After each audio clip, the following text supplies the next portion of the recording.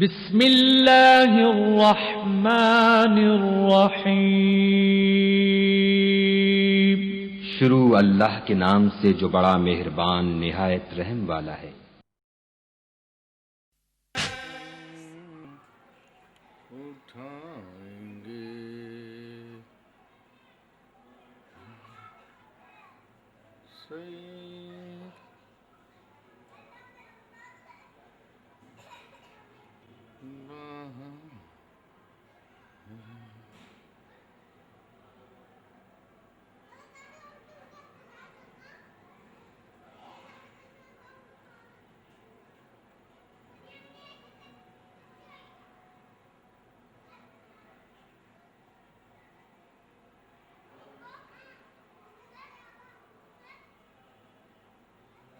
محمد باوز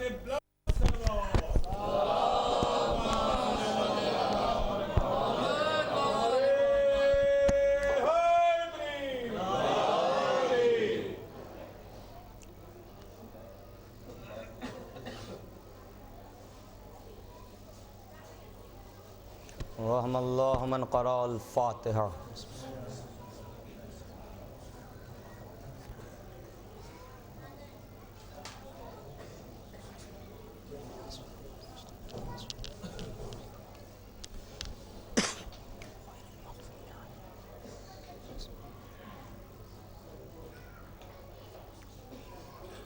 لا حول ولا قوة الا باللہ العلی العظیم۔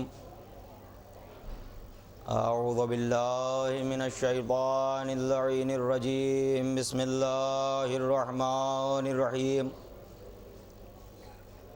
الحمد للہ الذی لا یبلغ مدحتہ القائلون ولا يحصي نعماءه العادون ولا يؤدي حقه المجتهدون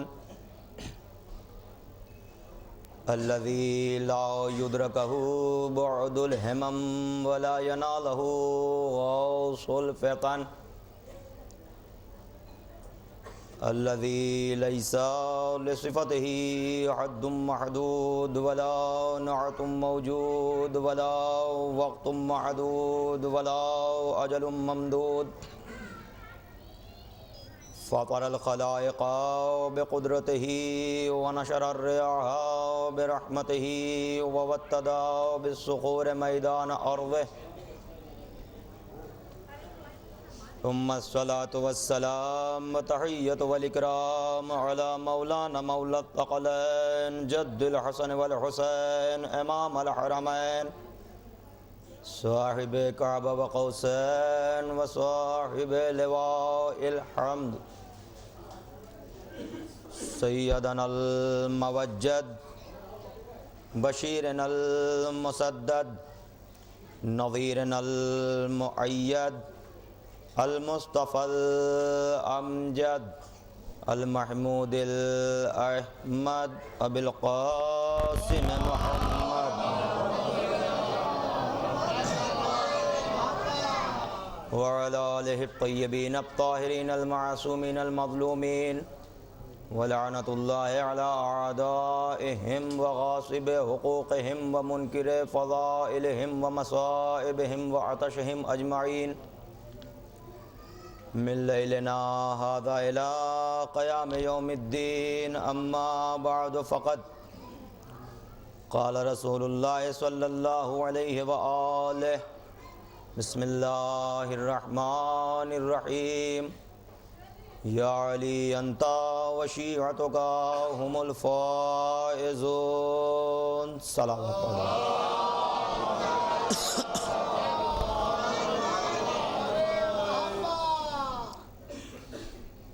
عزیزان گرامی و ماتمداران سرکار سید الشہداء، اس عشرہ مجالس کی آج یہ 9ویں مجلس ہے اور کل انشاءاللہ آخری مجلس ہوگی۔ گفتگو سمٹتے سمٹتے اس مقام پر آ گئی ہے کہ آپ خود اس فرش عزا سے فیصلہ کر کے اٹھیں کہ آپ کے درمیان جو موضوع پیش کیا گیا تھا اس پر آپ نے خود کوئی فیصلہ، کوئی نتیجہ آپ کو ملا کہ نہیں ملا؟ ہم جس صراط پر چل رہے ہیں، ہم جس راستے پر چل رہے ہیں، آیا ہم کامیاب ہیں کہ نہیں؟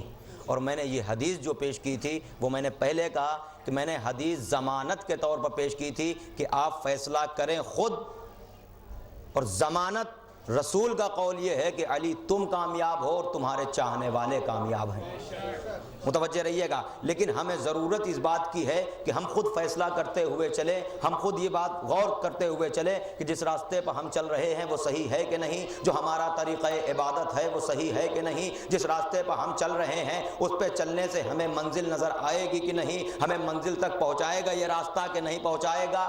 ہر بالغ اور عاقل کے اوپر یہ فرض ہے کہ وہ خود اس بات پر فیصلہ کرے اور غور کرے کہ وہ جس راستے پر چل رہا ہے۔ یوں تو ہر مقامات پر امیر المومنین نے ارشاد فرمایا ہے کہ تم نمازیں پڑھتے ہو تو نمازوں پر غور کرتے رہنا کہ تم جو نماز پڑھ رہے ہو وہ صحیح ہے کہ نہیں۔ اس کی وجہ میں آپ کو بتا دوں، کبھی کبھی کثرت عمل کی بنیاد پر، کثرت عمل کی بنا پر آپ روزانہ نمازیں پڑھ رہے ہیں تو آیا وہ نماز عبادتاً ہے کہ عادتاً ہے؟ اگر عادتاً ہے تو اس میں کچھ رد و بدل ہو سکتا ہے، آپ کے اذہان عالیہ میں اس کے ارکان موجود ہیں لیکن آپ اس پر عمل نہیں کر پا رہے ہیں۔ مثلا آپ مسجدوں کی صفوں میں دیکھیں کہ آپ کو نمازی ایسے ایسے بھی ملیں گے جس میں کچھ نہ کچھ ایسا نہیں ہے کہ ان کو اس بات کا علم نہیں ہے، لیکن وہ عادتاً نماز پڑھتے پڑھتے ان کے حرکات و سکنات میں تبدیلی واقع ہو جاتی ہے۔ امیر المومنین نے ارشاد فرمایا کہ جب بھی مصلی پر کھڑے ہونا تو اس کے تمام ارکان اپنے اذان عالیہ میں رکھنا اور یہ سوچ کے نماز پڑھنا، یہ جب بھی مصلی پر آنا تو یہ بات تمہارے ذہن میں رہے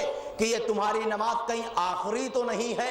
جب یہ سوچو گے تو نماز کے درمیان یعنی خلوص بھی آ جائے گا، خضوع بھی آ جائے گا، خشوع بھی آ جائے گا۔ آپ متوجہ ہیں؟ اور میں یہ بات اس لیے بھی عرض کر رہا ہوں کہ جب بھی آپ فرش مجلس حسین پر آئیں تب بھی یہ سوچ کے آئیں کہ کہیں یہ ہماری مجلس آخری تو نہیں ہے، تو آپ بسط ادب بسط خلوص آئیں اور اس آپ کو یہاں سے کچھ نہ کچھ ملے، آپ اسے لے کے اور اپنی زندگی کو کامیاب بنائیں۔ آپ متوجہ رہیے گا، آج کی گفتگو کسی اور نہج پر بھی جا سکتی ہے، اس لیے کہ کل آخری مجلس ہے، مجھے آج آپ کی خدمت میں کچھ باتیں ضروری عرض کرنا ہے کہ زمانہ اس کو سمجھے تو صحیح کہ ان کا مقام کیا ہے، اور جو وارث ہم نے مانے ہیں وہ وارث آیا صحیح ہیں کہ نہیں، قرآن کے وارث وہ ہیں کہ نہیں، رسول کے وارث وہ ہیں کہ نہیں۔ ان کی اہمیت پر گفتگو کرتے کرتے میں نے پچھلی 2 مجالس میں عرض کیا تھا، آپ پوری طرح متوجہ رہیے گا، بس خاموشی سے یہ بات سن لیجئے گا۔ اگر آپ کے اذہان عالیہ میں یہ بات رہ گئی تو میں سمجھوں گا کہ میں نے اپنا حق ادا کر دیا۔ آپ متوجہ رہیے گا، ان کی اہمیت تو یہ ہے کہ اسلام آدم سے چلا تھا خاتم تک، اسلام وہی تھا،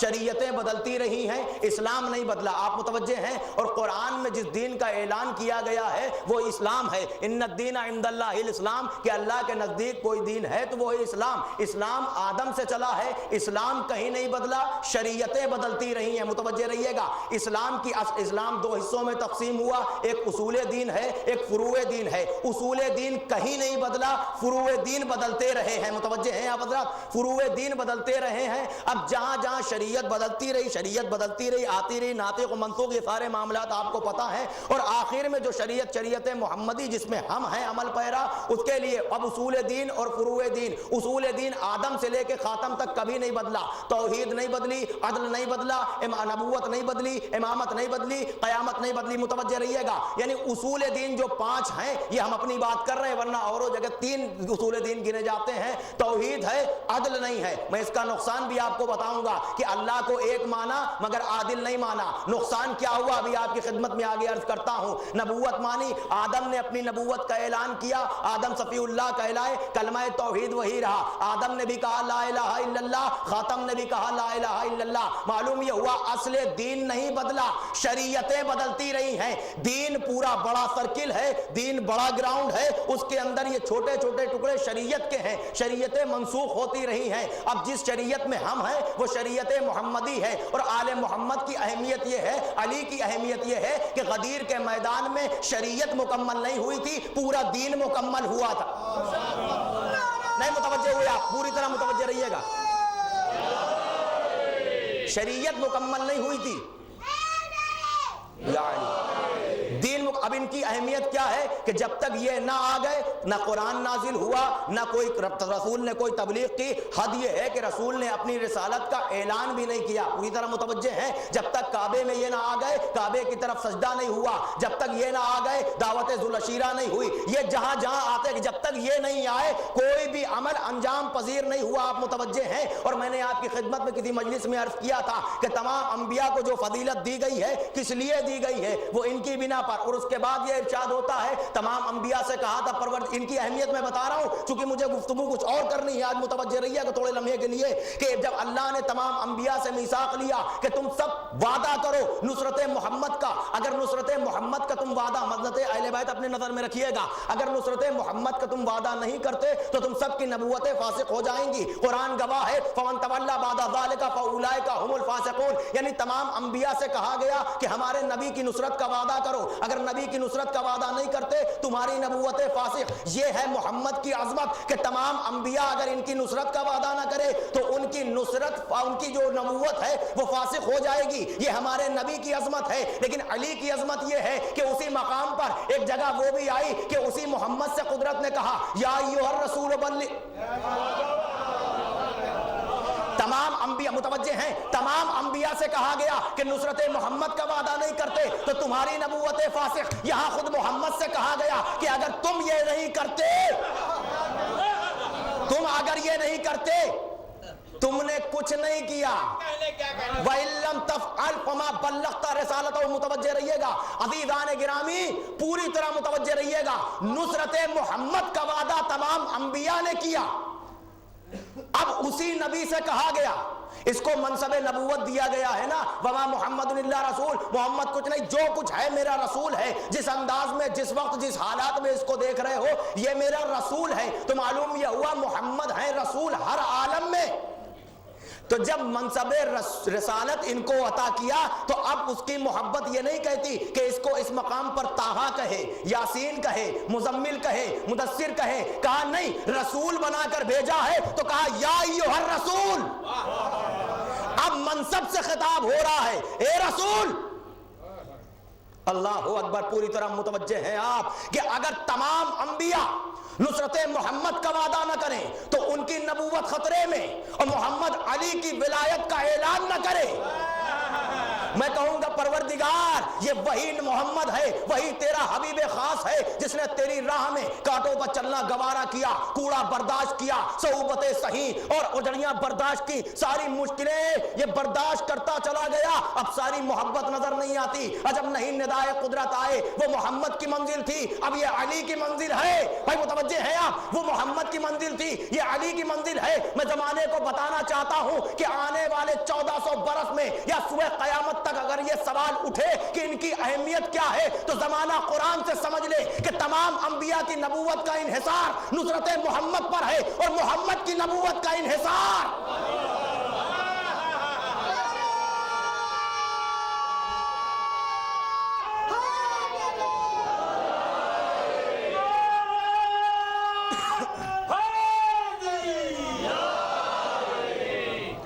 پوری طرح متوجہ رہیے گا. صاحبان علم بھی یہاں پر تشریف فرما ہے. میں ایک عجیب بات عرض کرنے جا رہا ہوں. وَإِن لَّمْ تَفْعَلْ, اگر یہ نہیں کیا, اگر یہ نہیں کیا, لفظوں پر غور کیجئے گا. وَإِن لَّمْ تَفْعَلْ, تفعل یہ فعل سے بنا ہے, فعل کام کو کہتے ہیں. یہاں پہ تبلغ نہیں کیا. وَإِن لَّمْ تَبْلَغ, تبلیغ. یہاں پہ یہ نہیں کہا کہ تم زبان سے کہو, بلکہ یہ کہا کہ کرو. اب کرنا کیا ہے بھائی, متوجہ ہیں آپ, کرنا کیا ہے؟ نہیں, من کنت مولا فہذا علی مولا, فعلی مولا کیوں نہیں کہا؟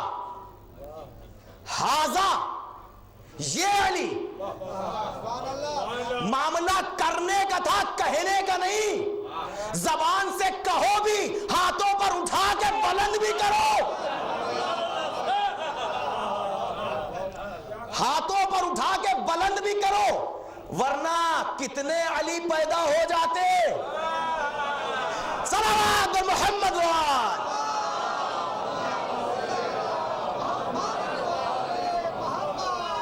بہت اچھی بات، کیا کہنے کیا کہنے،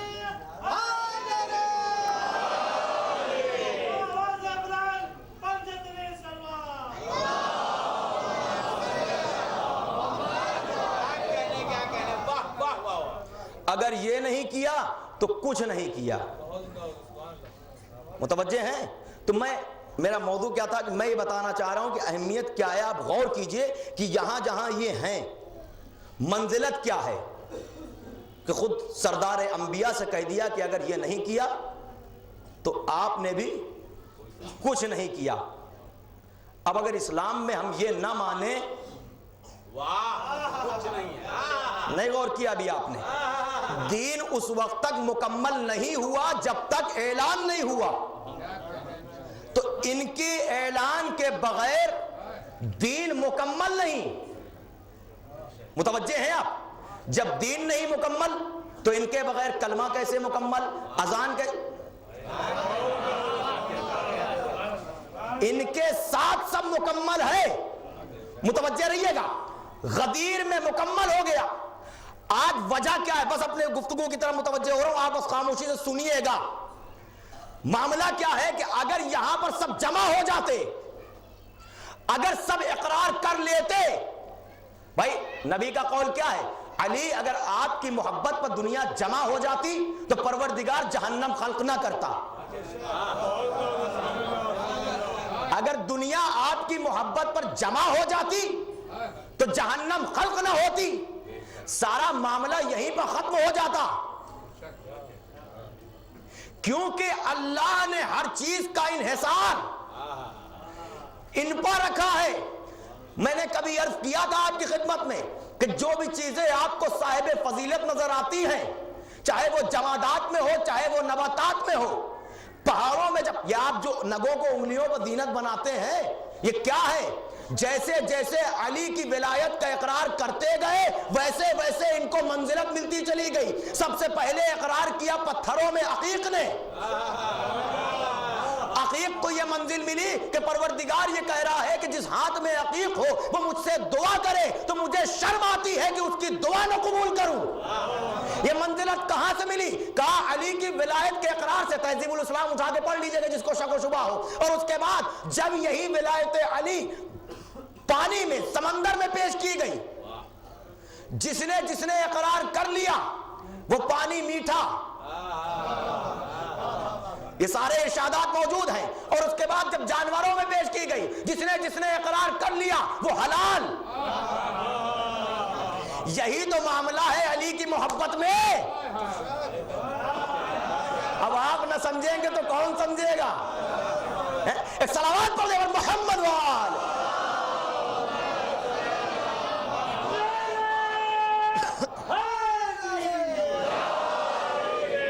سارے معاملات میں آپ کی خدمت میں عرض کرتا چل رہا ہوں کہ اس کی وجہ کیا ہے کہ جب اہمیت اتنی ہے اور دنیا ان کی محبت میں جمع ہو جاتی تو جہنم خلق نہ ہوتی۔ متوجہ ہیں آپ؟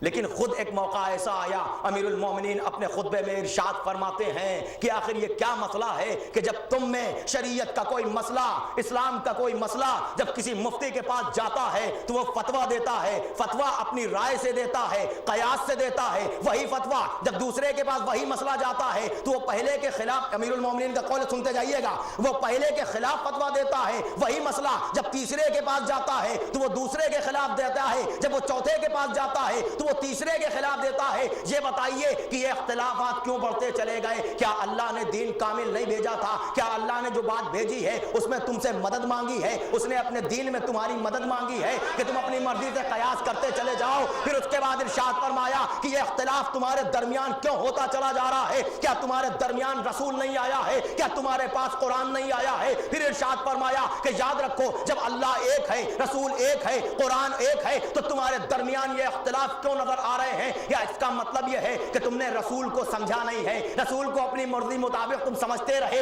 اور یاد رکھو کہ یا یہ ہو سکتا ہے کہ معاذ اللہ کیا اللہ نے دین ناقص بھیجا، رسول تم تک پہنچا نہ پائے؟ اللہ نے اگر کامل بھیجا تو یہ خیانت معاذ اللہ رسول سے ہو گئی؟ نہیں، قرآن میں بھی سب کچھ موجود ہے، تم قرآن سے کیوں منحرف ہو گئے؟ تمہاری سمجھ میں قرآن نہیں آیا ہے۔ اور آگے بڑھ کے ارشاد فرماتے ہیں جبکہ قرآن کا خود دعویٰ ہے کہ ہر خوش تر قرآن میں موجود ہے، لا رتب ولا یابس الا فی کتاب مبین، ہر چیز قرآن میں موجود ہے، پھر یہ اختلاف کیوں ہے؟ اللہ ارشاد فرماتا ہے کہ تم کیوں اختلاف رکھتے ہو؟ اگر یہ قرآن ہماری طرف سے نہیں کسی اور کی طرف سے آتا، قرآن کی آیتیں ہیں کہ اگر یہ قرآن ہماری طرف سے نہیں کسی اور کی طرف سے آتا تو اس میں اختلاف ہی اختلاف ہوتا۔ اس کا مطلب یہ ہے کہ ہماری طرف سے آیا ہے، اس میں اختلاف نہیں ہونا چاہیے۔ امام الشیعہ فرماتے ہیں امیر المومنین کہ ان القرآن ظاہرہ عتیق و باطنہ عمیق، یہ وہ قرآن ہے کہ جس کا ظاہر جو ہے وہ خوبصورت ہے، باطن جو ہے بہت گہرا ہے۔ لیکن اس کے بعد بھی ہم یہ دیکھتے چلے جا رہے ہیں کہ اللہ نے اپنا پیغام بھیج دیا بذریعہ جبرائیل، رسول کے ہاتھوں پر قرآن تمہارے سامنے ہے، رسول تمہارے درمیان میں ہے، پھر بھی یہ اختلاف کی منزل کیوں نظر آ رہی ہے؟ تمہارے درمیان اختلاف کیوں ہے؟ ماننا پڑے گا۔ اب امام ارشاد فرماتے ہیں کیونکہ نہ تم نے قرآن کو سمجھا ہے نہ تم نے رسول کو سمجھا۔ یہ اختلاف کیوں؟ متوجہ رہیے گا، نہ قرآن کو تم نے سمجھا ہے نہ تم نے رسول کو سمجھا ہے، تمہارے درمیان علم نہیں ہے۔ اس کی وجہ آپ جانتے ہیں، آپ خود سمجھ سکتے ہیں، جب در علم کو چھوڑ دیا تو علم کہاں سے ملے؟ متوجہ رہیے گا، جب در علم کو چھوڑ دیا تو تمہیں علم کہاں سے نصیب ہوگا؟ یہ جب اختلاف ہی اختلاف بڑھتے چلے گئے، نتیجہ یہ نکلا۔ آج میں اپنی بات نہیں کرتا، میں اپنے فرقے کی بات نہیں کرتا، اسلام کے ان 72 فرقوں سے پوچھنا چاہتا ہوں، مجھے یہ تو بتاؤ پہلے فیصلہ آپس میں کرو کہ تم میں سے مسلمان کون ہے؟ ہم اپنی بات نہیں کرتے، ہم تم سے پوچھتے ہیں، تم سنت رسول پر عمل کرتے ہو، قرآن تمہارے پاس ہے، مجھے یہ تو بتاؤ کہ تم میں سے مسلمان کون ہے؟ ہمیں چھوڑ دو، اس لیے ہمارے درمیان اختلاف نہیں ہے، ہم نے جن کو مانا ہے وہ سب متحد ہیں، ہم انہی پر عمل کرتے ہیں۔ مجھے متوجہ ہیں آپ؟ ہمارے درمیان کوئی اختلاف نہیں ہے، ہمارے یہاں تو اتحاد ہی اتحاد ہے، ہمارا مصلی بھی ایک ہے، طریقہ عبادت بھی ایک ہے، اور جس کو مانا ہے اس میں اتنا اتحاد ہے کہ اگر ہمارا کوئی قول تم سننا اور تمہیں معلوم نہ ہو کہ ہم میں سے کس کا ہے، تمہاری مرضی جس کی طرف چاہے منسوب کر۔ متوجہ ہیں؟ پھر یہ بات، یہ اختلافات کیوں تمہارے درمیان؟ اور اس کے بعد جب تم نے سمجھا نہیں، تم نے نہیں سمجھا تو نتیجہ یہ نکلا۔ جس کو دیکھنا ہو مجلس کے بعد آئے اور پڑھ لے اسے۔ 10 پوائنٹ ہے اس میں، اور اس کی ہیڈ لائن کیا ہے؟ تبلیغی جماعت کا پیغام قوم مسلم کے نام۔ یہ اختلافات کیوں؟ سارے پوائنٹ اس کے میں ممبر سے نہیں پڑھ سکتا، ایک پوائنٹ پڑھتا ہوں تم، اور آپ یہ فیصلہ کیجئے، اس کو سننے کے بعد تم فیصلہ کرو کہ کیا یہی نتیجہ نکلنا چاہیے؟ اگر دنیا مسلمان ہے تو نتیجہ یہ ہوگا، پہلا، اللہ تعالیٰ کی مکاری سے ڈرنا چاہیے۔ سنا آپ نے؟ مجھے یاد ہے میں نے کسی مجلس میں کہا تھا کہ مومن سوچ نہیں سکتا جو کتابوں میں لکھ دیا گیا ہے۔ اور اس کے آگے بتاؤں، پوری لائن نہیں پڑھی میں نے، کہ وہ بعض اوقات خود بندے کو شرک میں مبتلا کر دیتا ہے اور بتوں سے مراد منگواتا ہے۔ کون؟ یہ ایک پوائنٹ ہے۔ جو لائبریری کے بچے یہاں پر تشریف فرما ہے، میں ان سے گزارش کرتا ہوں کہ اس کی ایک فوٹو کاپی آپ اپنی لائبریری میں بھی رکھیں، اور جن کو چاہیے ہو، میرے پاس فی الحال یہی ہے، میں نے بہت تقسیم کیے، جس کو چاہیے ہو مجلس کے بعد رابطہ قائم کریں۔ متوجہ ہیں آپ؟ یہ ایک فقرہ ہم نے پڑھا ہے، کیا یہی دین ہے، یہی اسلام ہے، یہی شریعت ہے؟ تم نے یہ سوچا کہ جو ہم بیان کریں گے وہ تم اپنی مرضی سے شریعت میں غلط ملت کرو گے، یہ مداخلت کرو گے؟ یاد رکھنا ابھی آل محمد کے چاہنے والے زندہ ہے،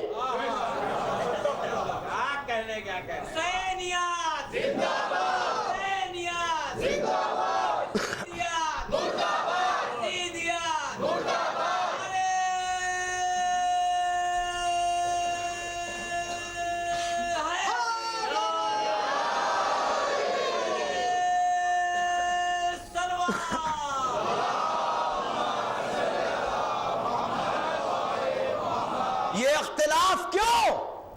اس لیے کہ نہ تم نے قرآن کو سمجھا ہے نہ تم نے رسول کو سمجھا ہے۔ اگر سمجھ لیتے فقرہ اللہ تعالی کی مکاری سے، نعوذ باللہ من ذالک، ہمیں ڈرنا چاہیے۔ ایک تو یوں بھی اس سے نہیں ڈرنا چاہیے، وہ ظالم نہیں ہے۔ ایسا تصور ہو کہ جس طرح اپنے ماں باپ کا احترام، جس طرح ان سے آپ ڈرتے ہیں، کیا والدین کو آپ ظالم سمجھ کے ڈرتے ہیں؟ نہیں۔ ماں کی محبت کتنی ہوتی ہے کسی کو اندازہ ہے؟ نہیں۔ جب ایک ماں کی محبت کا اندازہ نہیں ہے تو اس کے پاس 70 ماؤں کی محبت ہے، ایک ایک بندے کے لیے۔ اور سنیے امام کا فقرہ یہ ہے کہ اگر تم سے کوئی ڈرتا ہے تو تم ظالم ہو، ہم سے اگر کوئی ڈرے تو اس کے لیے ہم ظالم، نہ کہ اللہ۔ ارے وہ شرک میں مبتلا کرے گا جس نے تمہاری اصلاح کے لیے پوری کتاب بھیج دی، اتنے ہادی بھیج دیے۔ وہ تمہیں شرک میں مبتلا کرے گا جس نے اپنی کتاب میں کہا ہے کہ لَئِن سَأَلْتَهُم مَّن خَلَقَ السَّمَاوَاتِ وَالْأَرْضَ لَيَقُولُونَ اللَّهُ، کہ میرے حبیب ان اگر بندوں سے پوچھو گے، ان لوگوں سے پوچھو گے کہ آسمان اور زمین کا پیدا کرنے والا کون ہے، تو یہ سب یہ کہیں گے کہ اللہ نے پیدا کیا ہے۔ ارے اس کی وجود کی گواہی تو تمہاری فطرت میں ہے۔ وہ تم سے کہے گا کہ تم شرک میں مبتلا ہو جاؤ، وہ تمہیں جگہ جگہ پر منع کر رہا ہے کہ ان الشرک لظلم عظیم، شرک جو ہے ظلم عظیم ہے، اور ظالم سے دور رہنا، کبھی ظلم اختیار نہ کرنا، ہمیشہ صبر سے کام لینا۔ وہ پروردگار تمہیں ایسی باتیں کہے گا، ارے تم نے تو اپنے لیے بتوں کو بنایا، تم نے اپنے لیے خود ان کے سامنے اپنے سروں کو جھکایا۔ اس پر بھی پروردگار عالم نے کہا، سورہ زمر گواہ ہے کہ والذین اتخذوا من دونہ اولیاء ما نعبدہم الا یقربونا الی اللہ زلفیٰ، کہ وہ لوگ جنہوں نے اپنا بنی، اپنا سرپرست خود سے بنا لیا اور اس کے آگے سر کو جھکاتے ہیں، تو وہ یہ کہتے ہیں ما نعبدہم الا یقربونا الی اللہ زلفیٰ، کہ ہم ان کے آگے جو سر جھکا رہے ہیں ہم ان کو خدا نہیں مانتے بلکہ خدا تک پہنچنے کا ذریعہ مانتے ہیں۔ وہ خدا تم سے کہے گا جس نے تمہاری اس بات کو اپنی کتاب میں دیا، وہ کہے گا جو تمہیں جگہ جگہ آگاہ کر رہا ہے کہ یاد رکھو کہ یہ شرک ہے، یہ گناہ ہے، یہ ظلم ہے، اس سے بچتے رہنا۔ وہ تمہیں شرک میں مبتلا کرے گا۔ اس کی وجہ معلوم ہے کہ آپ اس حد تک کیوں گر گئے؟ اس لیے کہ آپ نے پروردگار کو عادل نہیں مانا۔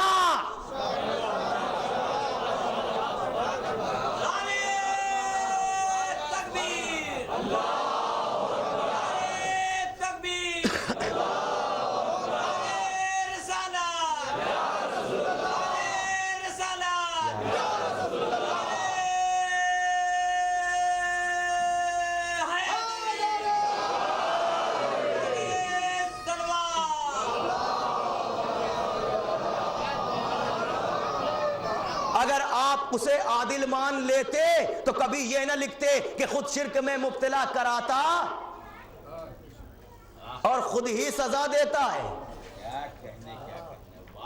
خدا کا شکر ہے کہ ہمارے یہاں توحید کے بعد عدالت ہے۔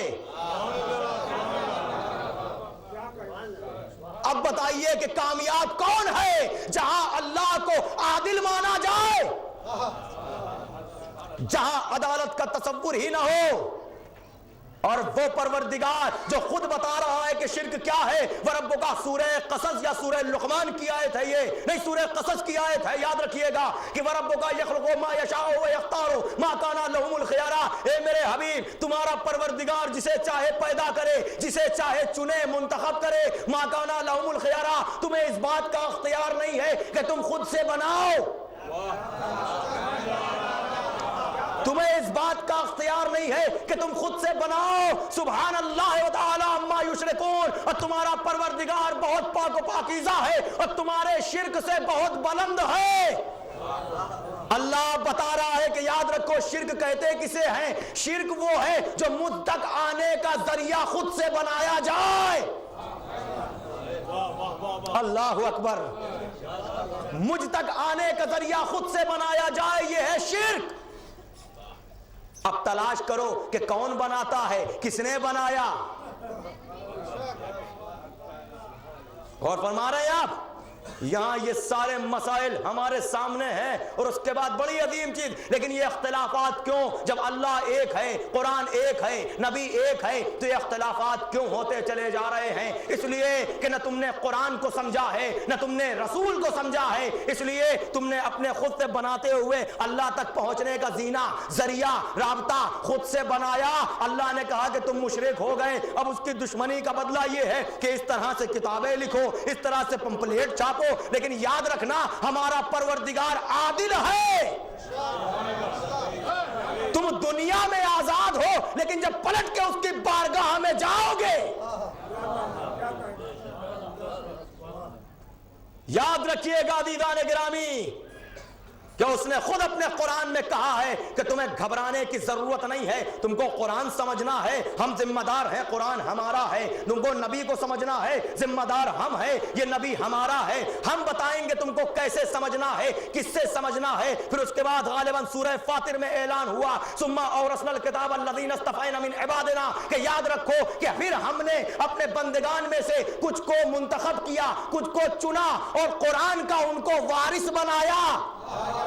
اللہ اکبر، آپ غور کیجئے کہ قرآن یہ کہہ رہا ہے، اللہ یہ کہہ رہا ہے کہ یہ ہماری ذمہ داری تھی، ہم نے اپنے بندوں میں سے کچھ کو منتخب کر لیا، کچھ کو چنا، تمہیں بنانے کی زحمت نہیں دی، تمہیں بنانے کی زحمت نہیں دی، ہم نے اپنے بندوں میں کچھ کو چنا اور ان کو وارث کتاب بنایا۔ تو جب اللہ نے بنایا، کتاب نبی ضرور لے کے آئے گا، نبی کے اوپر کتاب آئے گی، نازل نبی کے اوپر ہوئے گی، لیکن نبی کو بھی یہ حق نہیں ہے کہ اس کا وارث خود سے بنا دے، بنائے گا اللہ، اور ہم نے کتاب کا وارث بنایا۔ جذبہ عقیدت ہے، اسے کیا کیجئے گا؟ ایک جملہ آگے بڑھ کے عرض کرنا چاہتا ہوں کہ ہم نے کتاب کا وارث بنایا، تو آج دنیا میں کتاب موجود ہے تو مانو، کتاب موجود ہے، کتاب کا موجود ہونا اس بات کی دلیل ہے کہ کوئی نہ کوئی وارث کتاب بھی موجود ہے۔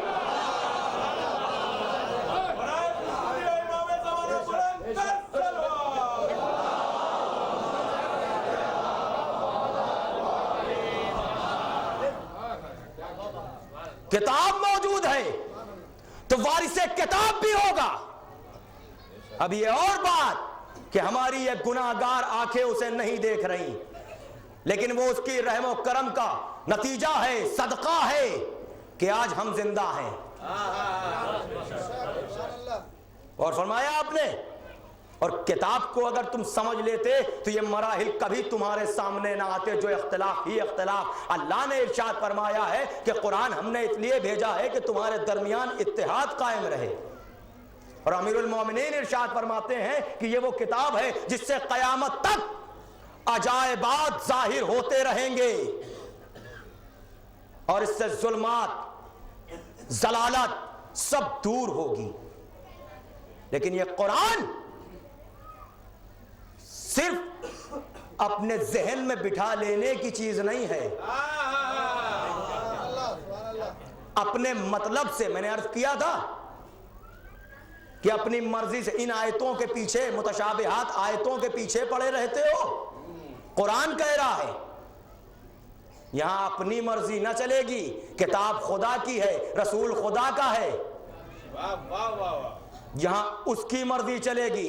ورنہ اگر سمجھ سکے ہو تو بتاؤ، ماہ سیام گزرتا ہے ہمارے درمیان سے، اِنَّا أَنزَلْنَاهُ فِي لَيْلَةِ الْقَدْرِ،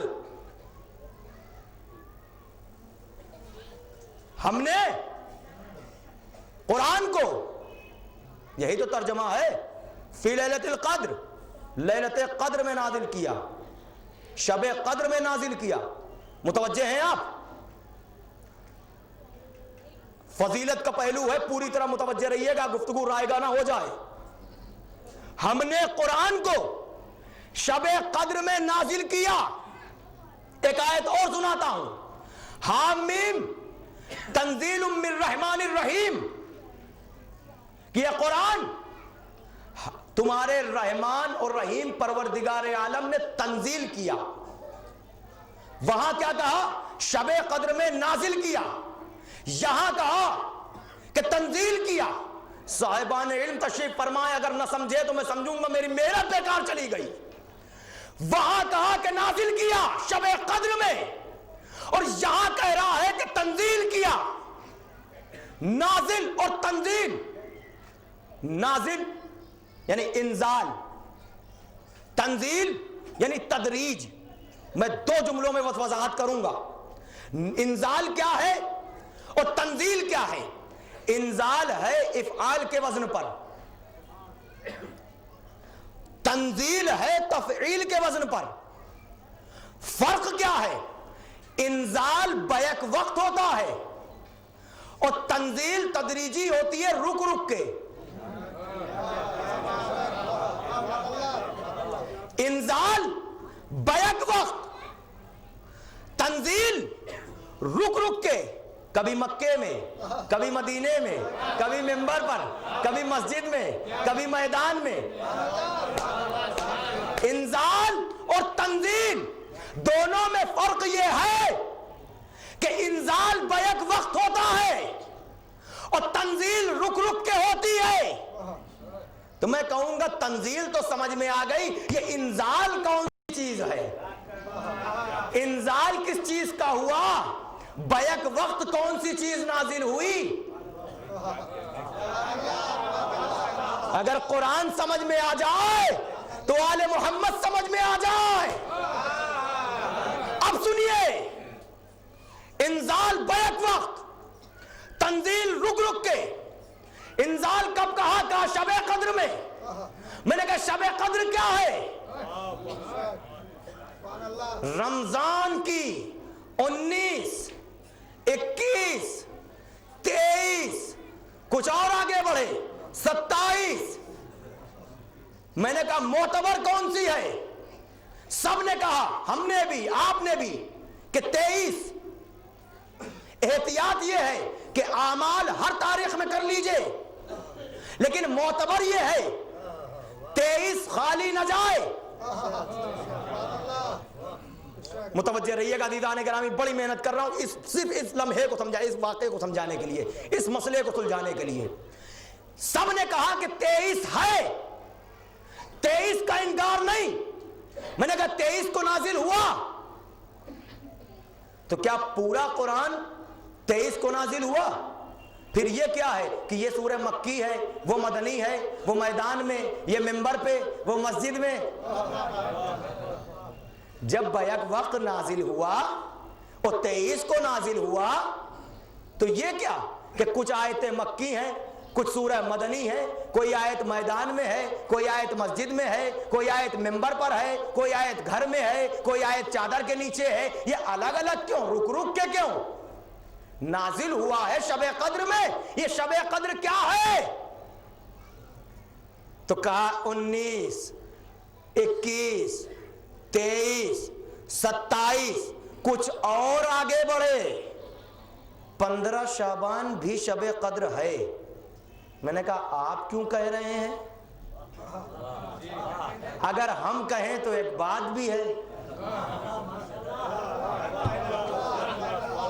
ये 15 शाबान जो आप गिना रहे हैं, ये 15 शाबान क्यों? हम अगर कहें 15 शाबान तो एक मसला भी है, ये आप क्यों? ये शबे कद्र है क्या? शबे कद्र में जो नाजिल हुआ वो क्या है जो बैक वक्त नाजिल हुआ? तफसीर बयानुस सादा में नबी करीम ने इरशाद फरमाया कि मन अरफा फातिमा, कि जिसने मेरी बेटी फातिमा को पहचान लिया उसके हक के साथ, तो उसने शबे कद्र को दर्क कर लिया। अगर आप न समझे तो कौन समझेगा? جس نے میری بیٹی فاطمہ کو پہچانا اس کے حق کے ساتھ تو اس نے شب قدر کو پا لیا. فاطمہ شب قدر میں نازل ہونے والی نہیں متوجہ ہوئے ابھی آپ عزیزان گرامی. یہی وجہ ہے, اب سنیے کہ فاطمہ کا نام کیوں لیا, تاکہ بات صبح قیامت تک کے لیے واضح ہو جائے. اللہ نے میری بیٹی فاطمہ کو ہر جگہ مرکزیت دی ہے. جب کیسا کا معاملہ تھا تب مرکزیت فاطمہ کو, مباہلے کا معاملہ تھا تب مرکزیت فاطمہ کو. اب میں بھی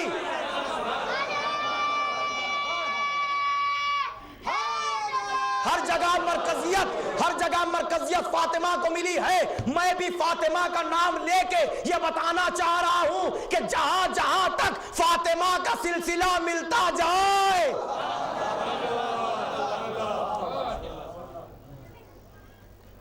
ورنہ انزال اور ہے, تنزیل اور ہے.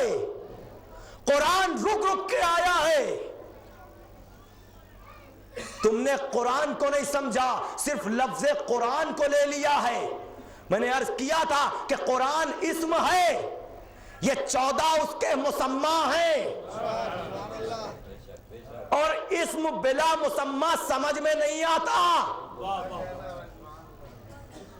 یہ قرآن اسم ہے اور یہ ذوات مقدسہ اس کے مصداق ہیں. ان کے بغیر قرآن سمجھ میں نہ آئے گا. اسی لیے سورہ انا انزلنا کو اتنی فضیلت اور حاصل ہے. یوں تو قرآن کا حرف ہدایت ہے, لیکن معصومین نے ارشاد فرمایا کہ جو شخص سورہ توحید اور یا سورہ انا انزلنا ان دونوں کے لیے کہ اگر دن بھر میں بلا, مجھے یقین ہو گیا, متوجہ ہیں عزیزان گرامی, یہی وہ ذوات مقدسہ ہیں جن پر اللہ کے کیے ہوئے وعدے, اور خیبر میں اس وقت تک مجمع بھاگتا رہا, لیکن جب علی آ گئے تو وہی وعدہ پورا ہو گیا. پورا ہو گیا کہ نہیں؟ وہی وعدہ علی کا پورا ہو گیا. علی آئے, اللہ نے وعدہ کیا تھا یہودی بھاگیں گے, پورا ہو گیا وعدہ. علی آئے, یہودی دیکھ رہے ہیں, ورنہ سر قلم ہو جانے کے بعد کیا نتیجہ ہوتا ہے یہ آپ جانتے ہیں.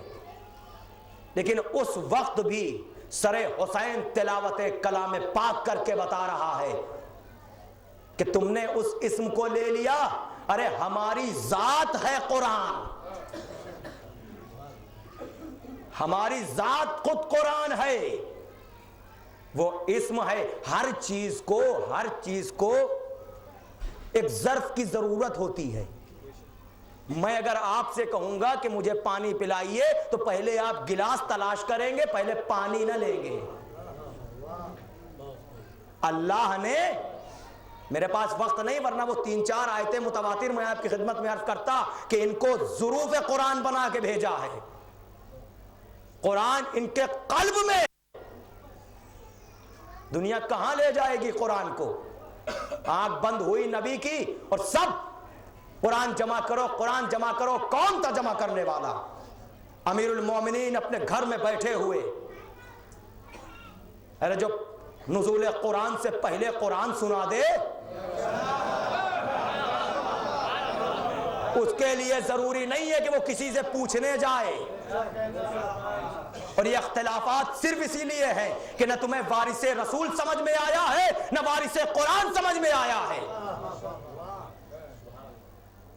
جہاں وارث حقیقی ہوتا ہے وہاں کوئی اختلاف نہیں ہوتا.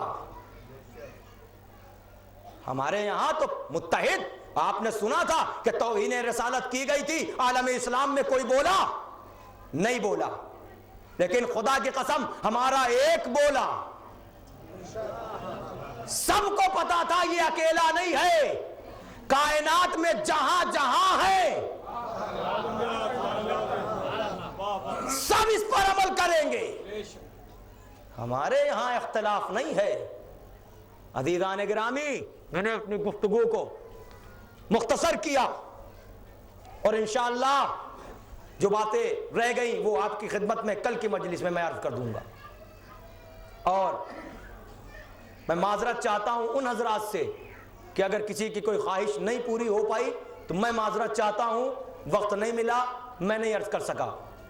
اور اس مجلس میں جو آپ کی خواہش کیا، اس وقت تو میں اس منزل پر ہوں کہ اس چیز کے لیے میں حکم سمجھ رہا ہوں کہ مجھے حکم کیا گیا۔ مسلسل پچھلے 4-5 دنوں سے یہ فرمائشیں آ رہی ہیں۔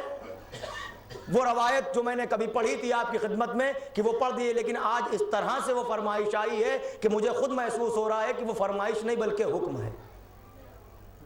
اور انشاءاللہ ابھی ایک نوجوان آیا تھا، اس نے ایک بات کی خواہش کی ہے، انشاءاللہ کل اگر درمیان گفتگو وہ بات آ گئی تو میں آپ کی خدمت میں عرض کر دوں گا، اور اگر کسی کی خواہش نہ پوری ہو سکے تو میں اس سے معذرت خواہ ہوں، انشاءاللہ پھر کبھی موقع ملا تو میں آپ کی خدمت میں عرض کروں گا۔ عزیزان گرامی، یہ وہ ایام چل رہے ہیں، آپ کو معلوم ہے کہ 10 محرم کو حسین شہید کر دیے گئے اور وہ قافلہ اسیر کر کے لے جایا جا رہا، اور ہم آپ یہاں پہ جو جمع ہوتے ہیں، آپ خوب جانتے ہیں کہ ہم کیوں یہاں پر جمع ہیں۔ ہم ان کو رونے کے لیے آتے ہیں جن کے وارث تو تھے لیکن انہیں رونے نہیں دیا گیا، اور ہماری خلقت کا سبب ہی یہی ہے کہ جن پر رونے نہ دیا گیا ہم ان پر روئیں۔ فاطمہ گھبرانا نہیں، اللہ ویسے قوم پیدا کرے گا۔ یہ وہی قوم ہے جو فاطمہ کی دعا ہے۔ عزیزان گرامی، بیان مقتل حسین آپ مسلسل ذاکرین سے سنتے ہیں، مجھ سے بھی سنا آپ نے، دیگر ذاکرین سے، علماء سے سنتے رہتے ہیں۔ کبھی آپ کو ایسا لگتا ہے کہ یہ بہت پرانی بات ہے؟ جب ہم سنتے ہیں تو ہمیں ایسا محسوس ہوتا ہے کہ ابھی کل کی بات ہے، اور پھر ہماری آنکھیں بھر آتی ہیں، آنکھوں سے آنسو نکل آتے ہیں۔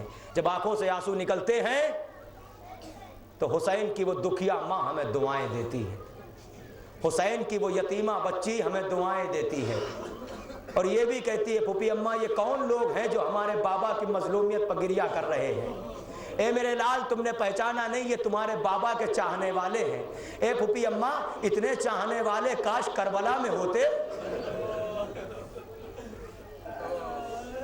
پھوپھی اماں اتنے چاہنے والے کاش کربلا میں ہوتے، ہم پر سارے مظالم تو ہوتے، کم سے کم ہمارے سر سے ردا تو نہ چھنتی۔ عزادارو، سر سے ردا اہل حرم کے چھن جانا، سید سجاد یہی کہہ کے روتے رہے، الشام الشام الشام۔ آپ متوجہ گریہ ہو گئے، میں شکر گزار ہوں عزیزان گرامی، لیکن وہ فقرہ بھی آپ کی خدمت میں عرض کرتا ہوں، روایت، اور جلدی جلدی اپنی گفتگو کو منزل اختتام تک پہنچاتا ہوں۔ آپ کی آنکھیں نم ہو گئیں، پروردگار آپ کی ان آوازوں پر نزول رحمت کرے اور آپ کو زندہ و سلامت رکھے۔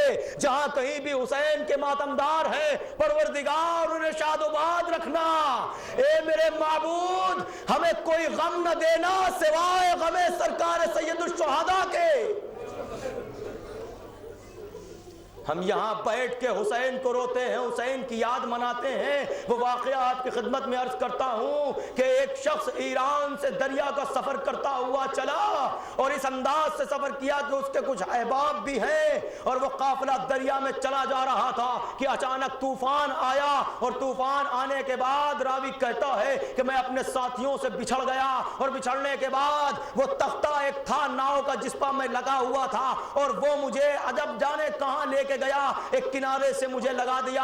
جب میں ساحل پر پہنچا تو میں نے دیکھا نہ مجھے کوئی آدمی نہ آدمزاد نظر آتا ہے، نہ کوئی چرند نظر آتا ہے، نہ کوئی پرند نظر آتا ہے، بس میں یہ دیکھ رہا ہوں میرے کانوں میں ایک آواز آئی، کسی کے رونے کی آواز۔ میں خوف زدہ ہوا کہ آخر یہ کیا ماجرا ہے۔ بس ایک مرتبہ اس آواز کی طرف جب میں بڑھا، مجھے کچھ نظر نہیں آتا تھا، لیکن جب اس کے رونے کی آواز بلند ہوتی تھی تو اس کے ساتھ ہزاروں آوازیں فضا میں بلند ہو رہی ہیں۔ اب جو میں اور دور گیا تو میں نے دیکھا کہ ایک شخص ہے، ارے عجیب چہرہ ہے مگر چہرہ نورانی ہے، اور بڑے بڑے بال ہیں، بال بکھرے ہوئے ہیں۔ میں یہ دیکھ رہا ہوں کہ آخر یہ شخص کرتا کیا ہے، بس وہ بار بار کبھی زمین پر ہاتھ مارتا ہے اور پھر چیخ مار کے روتا ہے، اس کی آواز کے ساتھ ہزاروں آوازیں فضا پر گونجتی ہیں۔ بس ایک مرتبہ میں نے دیکھا وہ بیٹھا اور خاک پر کچھ لکھتا ہے، لکھنے کے بعد آسمان کو دیکھا، پھر چیخ مار کے روتا ہے۔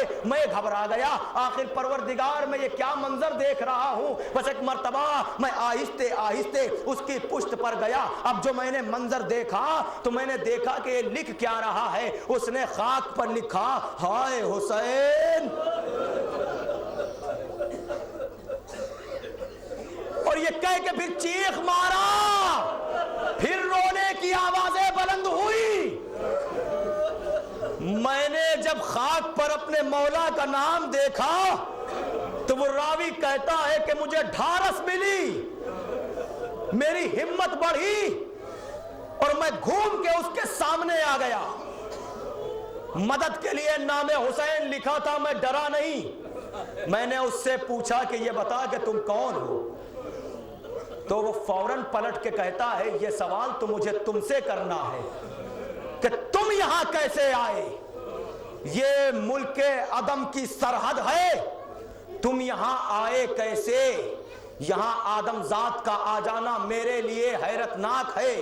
تو ایک مرتبہ وہ شخص یہ کہتا ہے کہ میں نے اسے پورا واقعہ سنایا۔ جب واقعہ سنا چکا تو میں نے اس سے کہا کہ اب تم بتاؤ کہ تم کون ہو۔ ایک مرتبہ اس نے کہا کہ ٹھیک ہے، اگر مجھے جاننا چاہتے ہو تو سنو، میرا نام ظافر ہے، میں ظافر جن ہوں۔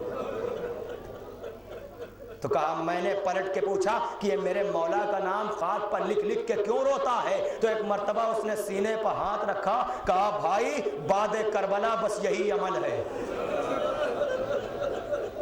کربلا کے بعد بس یہی عمل بچا ہے۔ بس اپنے آقا کو یاد کرتا ہوں، گریا کرتا ہوں۔ تو ایک مرتبہ اس شخص نے کہا، اے ظافر، میں نے تمہارا بڑا نام سنا تھا، میں نے کتابوں میں تمہارے واقعات پڑھے تھے، آج تم سے ملاقات ہو گئی۔ ظافر، میں نے یہ بھی سنا ہے کہ تم روز عاشورہ کربلا گئے تھے۔ اے ظافر، ذرا مجھے حال کربلا تو سنا۔ رونے والوں ذرا متوجہ ہو کے سننا۔ اے ظافر، ذرا مجھے یہ تو بتا کہ تو نے کربلا میں کیا دیکھا؟ بس راوی کہتا ہے میں نے اتنا کہا تو ایک مرتبہ وہ چیخ مار کے کہتا ہے، اے شخص تو نے مجھے کیا یاد دلا دیا؟ اسی لیے میں اس صحرا میں آ گیا کہ جہاں کوئی نہ ہو اور صبح قیامت تک مجھے ماتم حسین کرنا ہے۔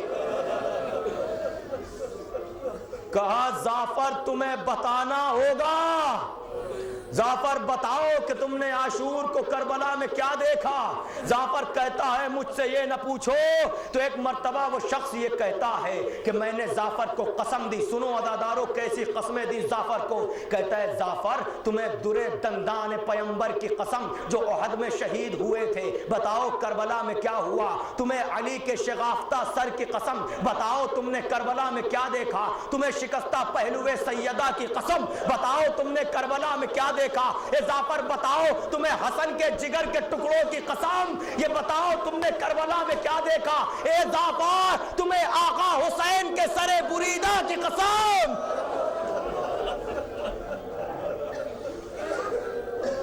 ظافر کہتا ہے، اے بھائی اگر قسمیں دی ہے تو سنو، اور چیخ مار کے کہتا ہے کہ آج صدیوں کے بعد ظافر وہ داستان دہراتا ہے۔ بس جلدی جلدی یہ گفتگو آپ تک پہنچا دوں۔ ظافر کہتا ہے شخص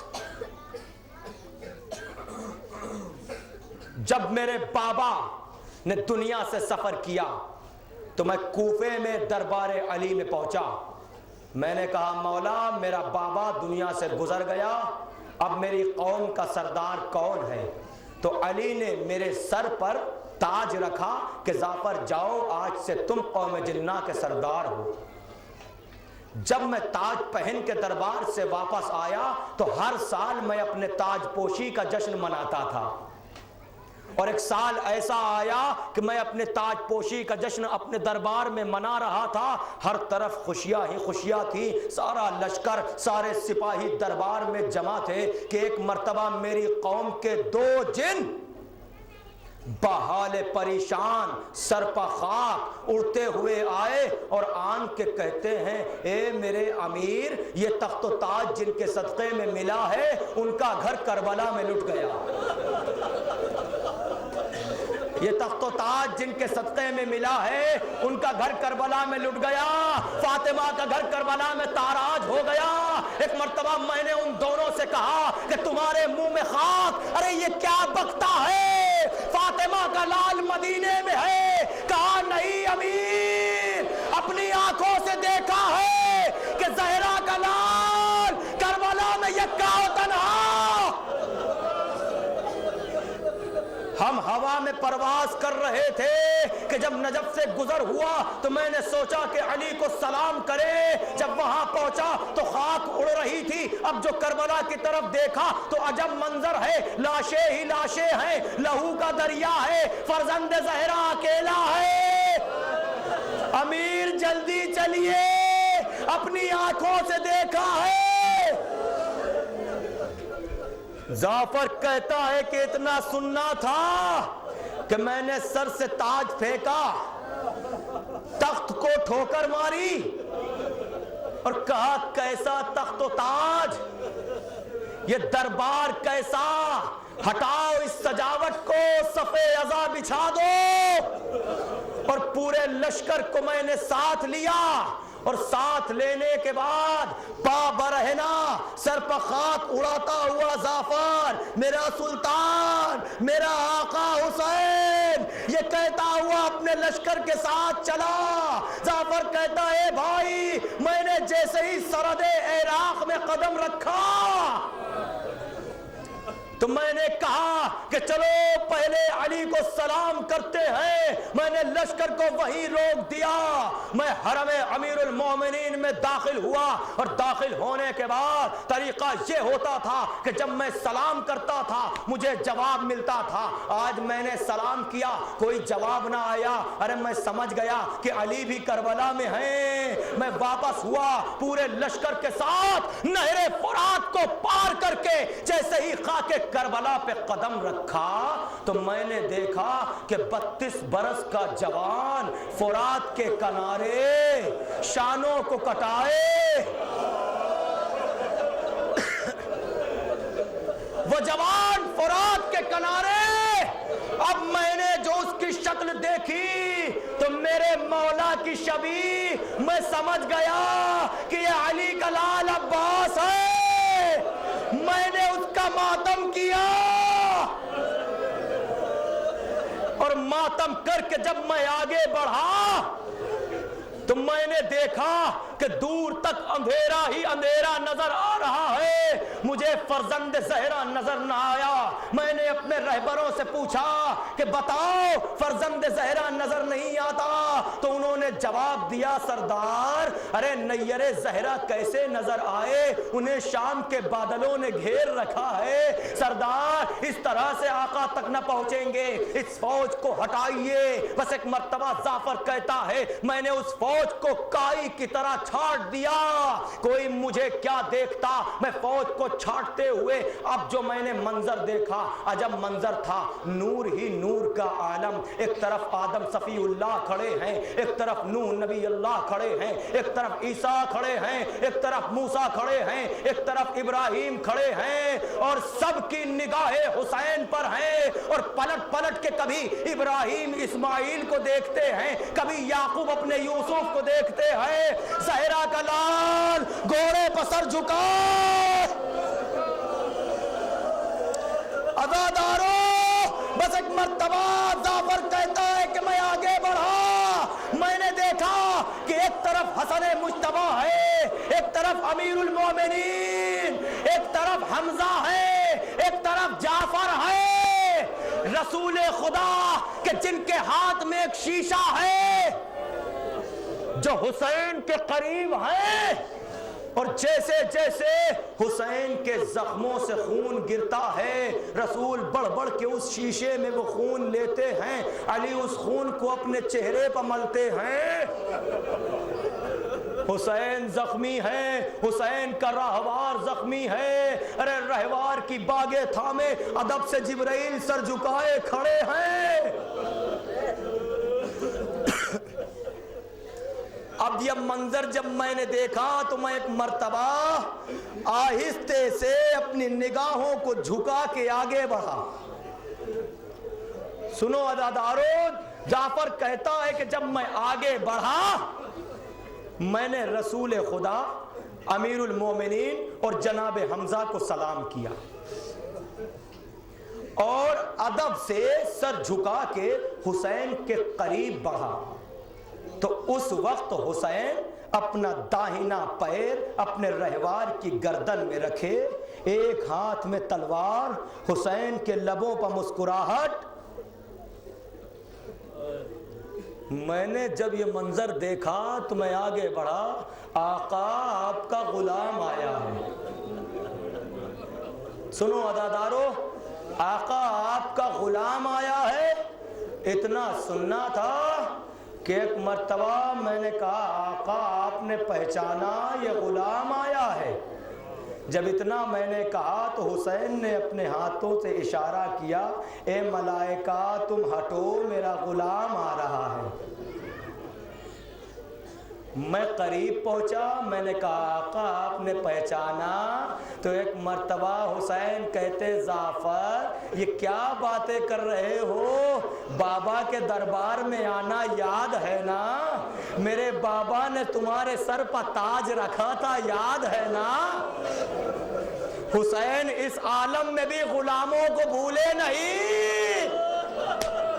عزادارو بس ایک مرتبہ کہتے جعفر میرے قریب آؤ۔ اے جعفر گھبرا مت، دیکھ یہ انبیاء ہے، یہ ملائکہ ہے، یہ میرے بابا ہے، یہ میرا نانا ہے۔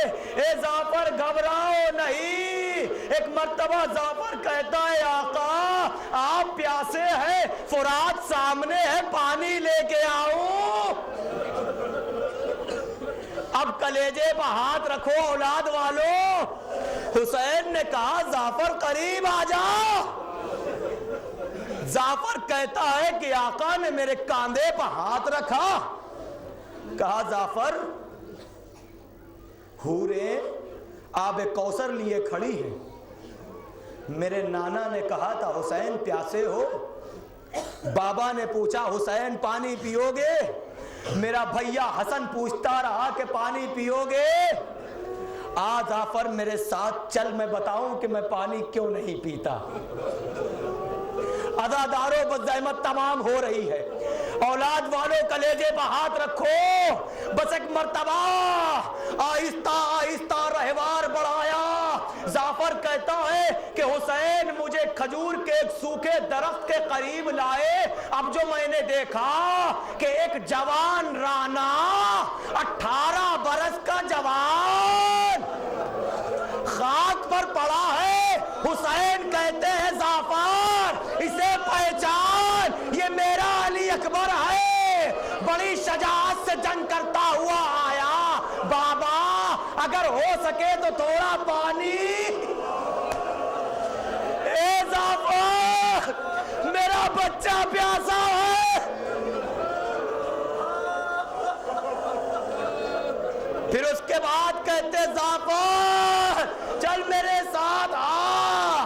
پشت خیمہ پر لے گئے، لے جانے کے بعد کہا یہ ننھی سی قبر دیکھتا ہے، یہ ننھی سی قبر۔ جعفر یہ میرا 6 مہینے کا اصغر ہے، یہ میرا 6 مہینے کا اصغر ہے، اس کی ماں کا دودھ خشک ہو گیا تھا، میں اسے پانی کے لیے اپنے ہاتھوں پر لے کے مقتل میں آیا۔ اے جعفر جواب میں 3 بھال کا تیر، میرا بچہ شہید ہو گیا۔ جعفر میں پانی کیسے پیوں؟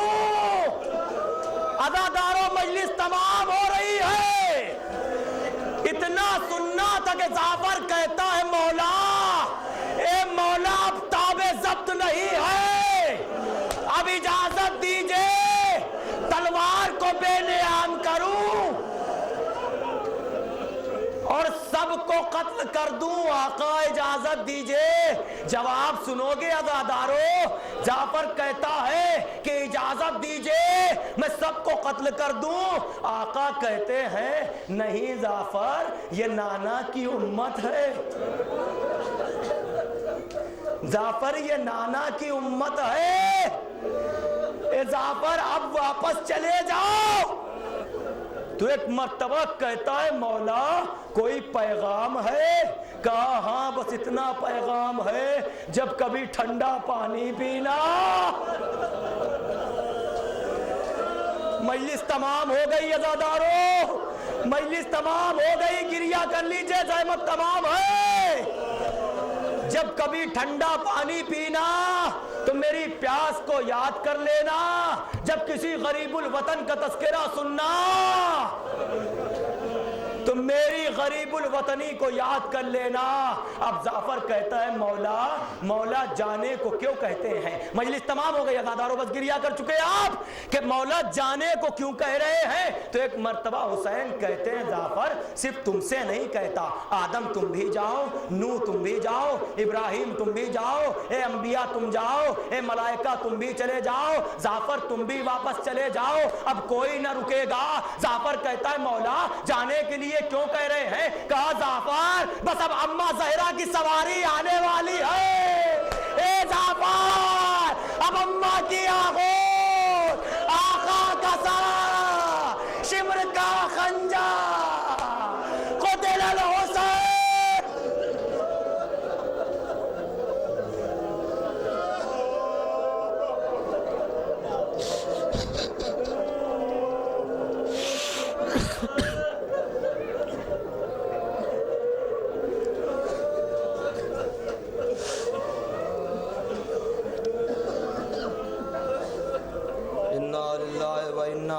راجعون